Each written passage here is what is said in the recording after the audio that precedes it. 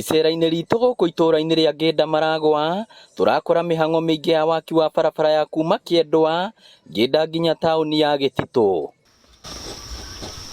Mũgarũ na ũrĩa barabara iria ingĩ cienjagwo nĩ tũragita, gũkũ mũingĩ nĩguo ũramĩenja o mũndũ agĩthimĩrwo ibuti rĩake. Tuma andũ zaidi ya 50 arĩa maruta wĩra ũcio, na ndũthirĩte rũciũ no tũkarokera, na nĩ twacokia ngatho nyingĩ mũno.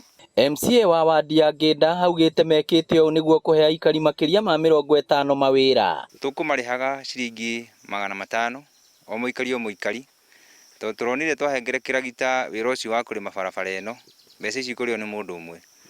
No mũthenya wa ũmũthĩ aikari a gũkũ gwitũ nĩ akenu, tondũ andũ 50 ũmũthĩ nĩ mekũnungia gĩtũngũrũ kwao, na nĩ mekũrara marĩ andũ akenu. Athuri, atumia, anake na airĩtu o mũndũ anyitĩte theci, na arĩa angĩ iciko cia tĩri makĩhĩka mũndũ arĩkie ibuti rĩake arĩhwo ainũke. Tũkoretwo na thĩna mũingĩ mũno nĩ ũndũ wa barabara ĩno matukũ maingĩ, mĩaka nenda mĩaka rudi, na rĩu nginya ona ciana tũracikua na mĩgongo tũgĩciumĩria bara nĩgetha hĩndĩ ĩrĩa kurĩte.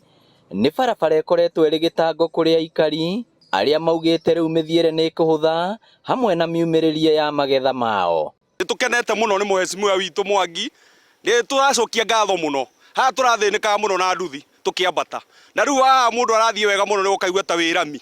Tabarĩra ĩno na ingĩ nyingĩ cirakinyanĩrio nĩ thirikari ya kaunti nĩguo kũhingũra matũũra. No ndĩracokeria gavana witũ ngatho tondũ hena project kana barabara ingĩ atũhengerete kana anete.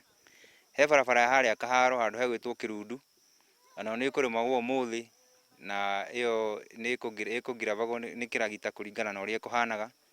Na hena barabara ĩngĩ na kũrĩa rũgongo Ngĩnda kũrĩa mũhaka-inĩ witũ na Kĩgumo.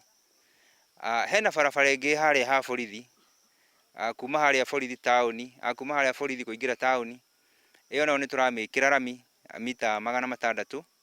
Ona no tũracokeria gavana ngatho tondũ ona ndamũrĩrĩra nĩarĩtĩkĩrire kũhengere mbeca na tũramĩ-launch. Ngĩribotera Inooro TV kuma Ngĩnda Maragwa kaunti ya Murang'a, rĩtwa rĩakwa nĩ Victor Kĩnuthia.